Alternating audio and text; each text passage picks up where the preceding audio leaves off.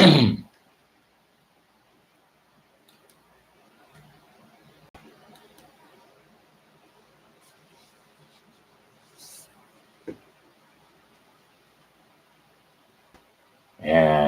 we are live on YouTube. Maybe. Yes, we are. Welcome. It's David, and today is the 23rd of June. It's a little after 3 o'clock in the East. I hope you are enjoying your day, whatever time it is, and thank you for coming.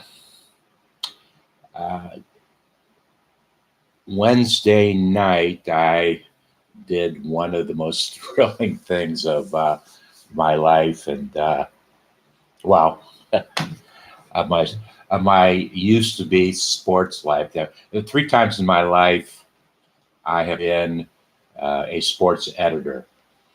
I enjoyed sports, but I was never necessarily driven by being a sports editor. But I had a lot of fun every time that I did. I got that same feeling on Wednesday night when I attended my first ever FC Cincinnati soccer team match. I got a certificate. This was my first match. It was very thrilling. First of all, the TQL Stadium, where the event is housed, is one of the most beautiful sports architecture structures I've ever seen. It's a magnificent structure that really hits you in the face, and it hit my face. Whereas you're sitting around a soccer field, you're going to have different perspectives of the game, but there is not a bad seat in the entire place. Number one. Number two, the FC Cincinnati team this season has not lost a game in that stadium. It's an amazing statistic. I guess it was their 10th win was that night. Was Wednesday night. They beat Toronto 3-0, but it just I'd never seen a professional soccer match when I was growing up. Soccer was not an option ever. I grew up in northeastern Ohio. My sons, who are now 36 and 35, played soccer when they were in grade school. I just ran into a picture of it the other day. And they continued, but they didn't take soccer. They were taking other things more seriously than soccer. But that was really my first major exposure. And I've been watching the Cincinnati franchise before they were professional, and the Linder family in Cincinnati, one of the truly wonderful families who make investments back in the community. They have spent way in excess of $300 million on that facility, the facility itself. And it was wonderful. You felt the energy. And speaking about feeling the energy, Wednesday night's crowd of 25,500 and some, I don't remember the last 2 digits, was the largest crowd in that stadium. So I was part of all of that, and it was just. I think I entered the stadium at 6. So I entered the stadium at 6 o'clock. I left the stadium at I think it was about 9 o'clock when I left. I left before the end of the game, but interestingly enough, I left after the third FC Cincinnati goal, and that was the final score. So I saw the final score, but it was just so much energy and a lot of fun. And I will not. I will. I'm going to be. I am a fan. I am an FC Cincinnati fan now, and I will return to that stadium. The ticket that I got. Oh, I got to mention about that. The ticket that I got. It was part of the Cincinnati Better Business Bureau group. That's what got my attention, and I was having a very, very difficult time getting. They issue. They don't issue a QR code initially. You get a digital picture of a game ticket, a game night ticket with the date and everything, but you then have to use that to get into the stadium. And it took me over 90 minutes. I made the mistake of purchasing my ticket 30 days ago.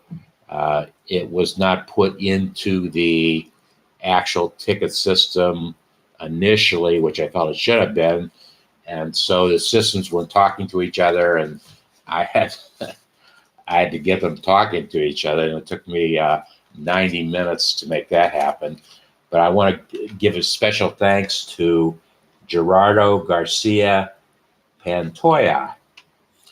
He is an account executive, group sales at FC Cincinnati, and I called him up to figure out where I was and could he help me. And in 10 minutes, Gerardo had that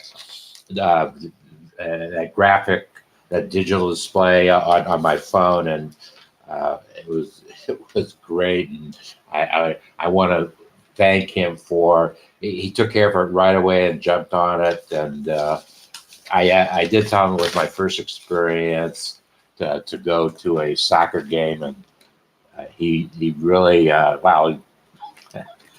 I took all this stuff with me to make sure I could get in. And while I was in the stadium, they have an area for where I got the certificate. They have an area for new fans, sign up, get to know them, and you I don't remember what I did. Oh, I QR code something, which entered me into a contest, and that contest yielded me.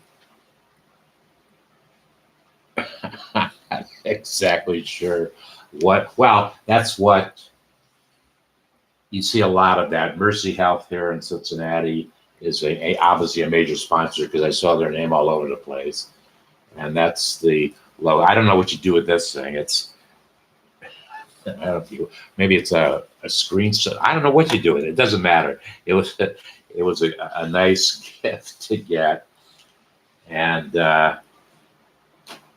I took a bus to get to the event, and it was fun to walk into that downtown Cincinnati neighborhood, which I haven't done for a long time. At one, not too terrible. Well, I guess it's been a long time already. I spent a lot of time in that particular, close to that neighborhood, and so and I saw a whole new development. I mean, it's amazing how the stadium has taken over that particular space, and it's not just about the stadium because there are development plans going on for that area. And Cincinnati was unsuccessful, but made a bid for a World Cup soccer game, and I'm sure it will not be too long before that kind of event happens in Cincinnati. Hopefully this year we'll see a championship game in that stadium. It was amazing. And another fun part of the evening, the Cincinnati Reds, whose stadium is maybe, as the crow flies, less than maybe a mile from the soccer stadium to the baseball stadium. And the Reds are, I hear, they are the hottest team in baseball right now. They won their 11th game in a row earlier that day, and about 10 of them came over to the soccer game, and they were introduced at the opening of the soccer game and did a whole thing. And that obviously was a fun thing because now it's Cincinnati baseball and Cincinnati soccer. And I was really surprised that Cincinnati Joe, the quarterback of the Bengals, he wasn't there that night, because that would have been it would have been a triple play had he been there. But it was just a very, very fun event to attend, and I'm glad I took the time to do it, and absolutely will go back to the stadium again.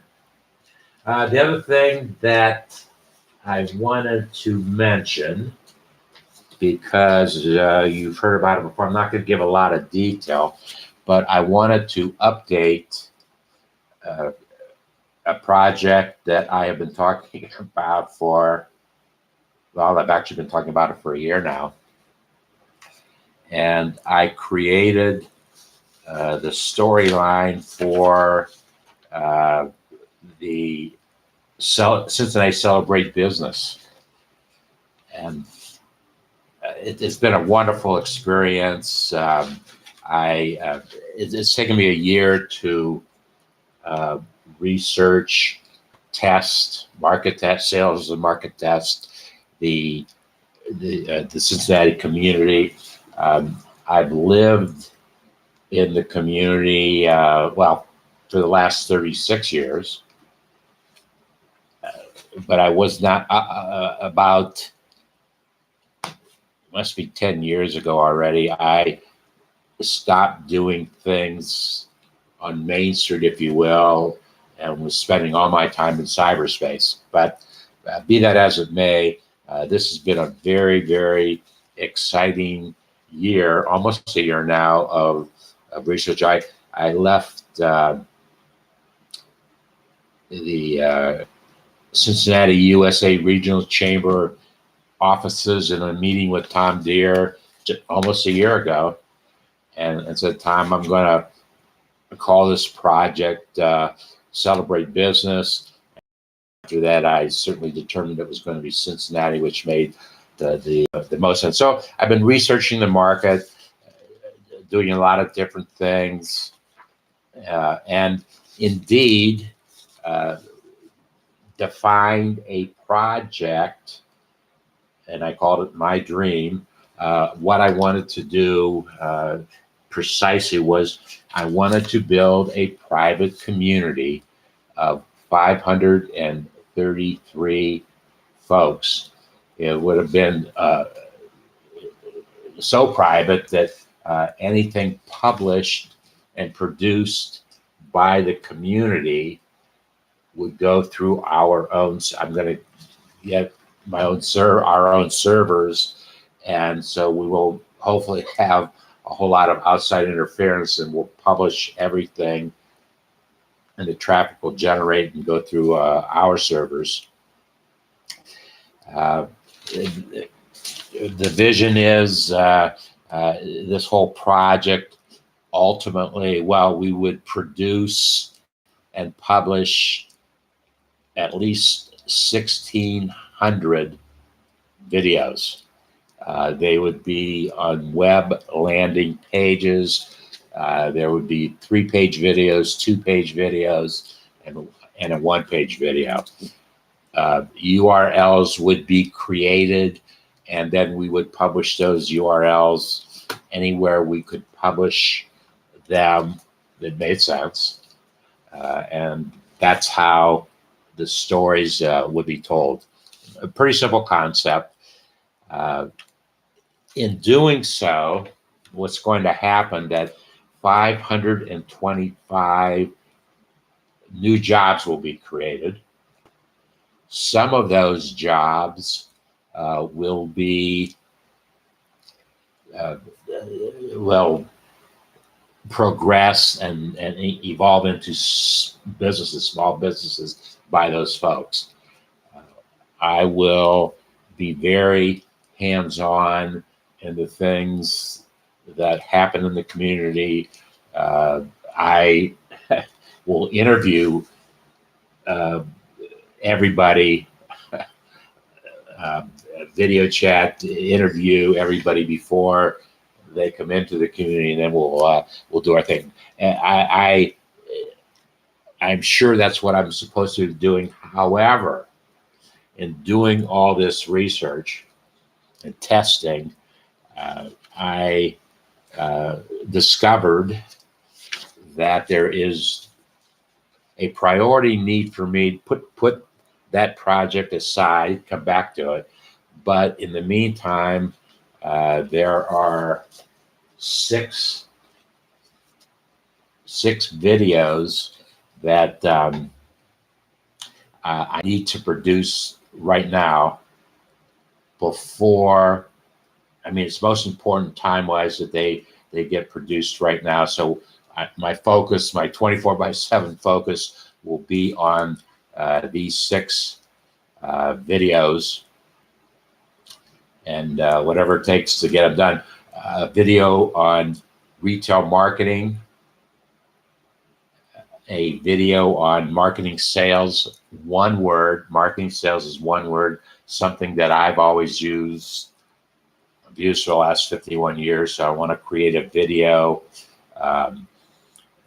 This is going to be a real fun one. It's going to be called Then, Now, and Tomorrow. The marketing and sales video. The then is going to be me.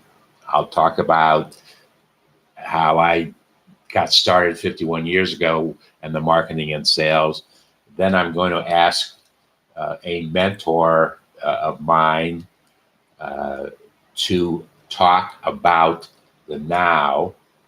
And I'm going to ask another marketing and sales. These two individuals have impacted my thinking more than anybody else. And the tomorrow will be by another mentor. So I want to have a panel discussion with the three of us, conversation. And it will be extremely fun and exciting. Customer care is another area that, I have been providing premier customer care for the last 51 plus years.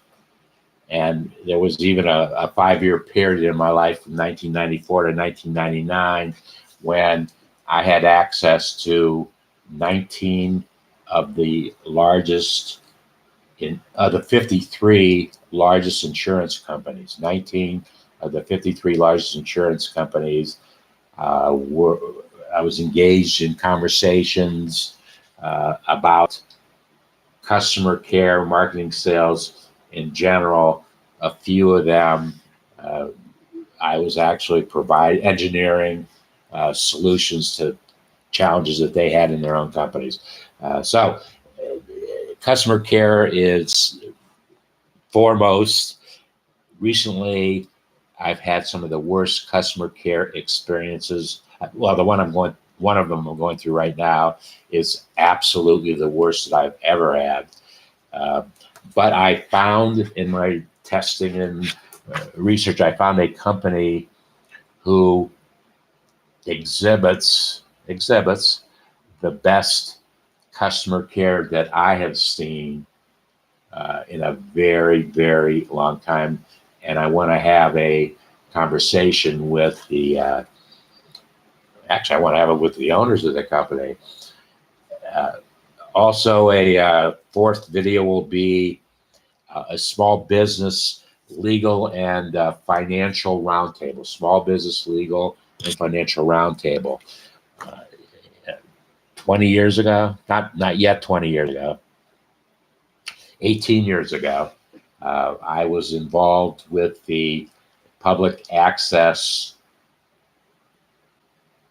television channel here in Cincinnati, company organization called Media Bridges, and I started with them. I wanted to do a twice a week small business information show broadcast, which I did, and a couple weeks into me doing those internet broadcasts, they asked me, I'm sure very rhetorically, they asked me, would I be interested in producing Saturday morning small business television shows? And I said, certainly. And I produced 65 of them. And if anybody listening has a DVD machine that they would lend to me, I'm going to do a binge on watching the 65 videos. But I'm absolutely sure more than one time I created a group of an attorney or two, CPAs, and we talked about legal and financial issues confronting businesses. Since that time, I have a friend who is the absolute premier author and authority on small business taxes, small business in this country. Number one author and authority on small business taxes.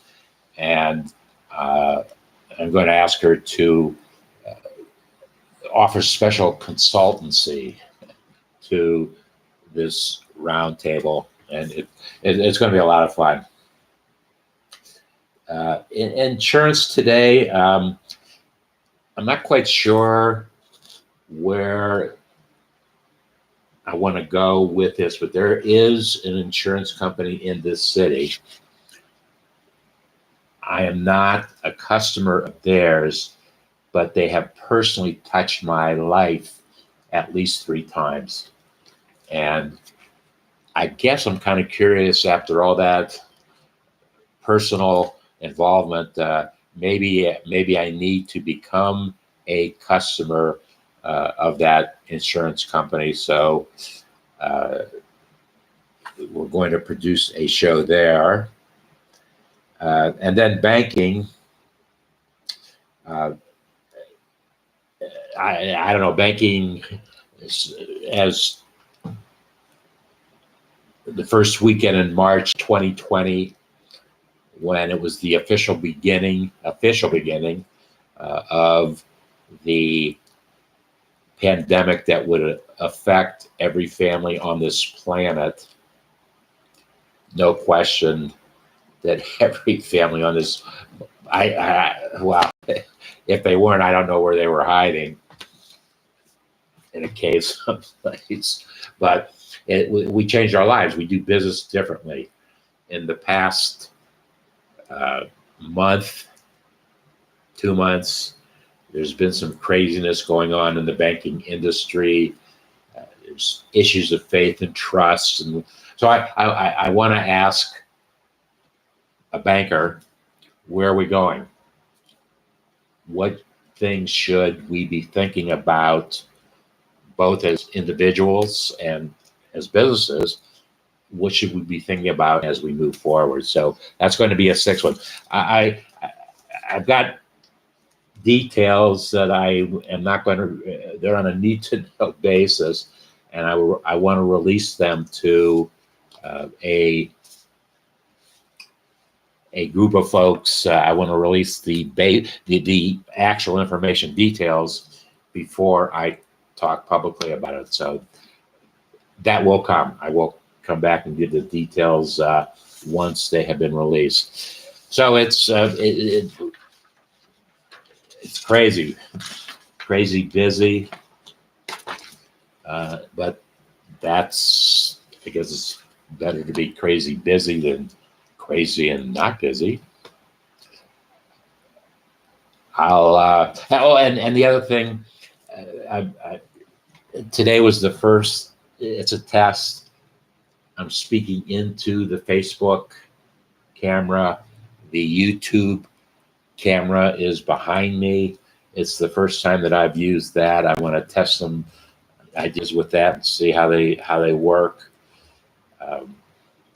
But as soon as this video is complete, it will get posted to LinkedIn, my LinkedIn page, published. It'll get published on my LinkedIn page. I'm not sure which version of this tape I will put on my Facebook page. I have to see the production quality and what worked and what didn't work. So that's it. I look forward to the next time that we might get together, because as my friend from, gosh, it must be close to 60 years ago now. Well, I probably met him 60 years ago. Jaime Williams used to say, we'll see you the next time, which may very well be the best time. See you then. Have a great weekend. Have a great weekend. Wherever you might be. It's some crazy weather conditions. Actually have been announced for Cincinnati, possibly Sunday night. So just enjoy your weekend. Have a good time. We'll see you soon.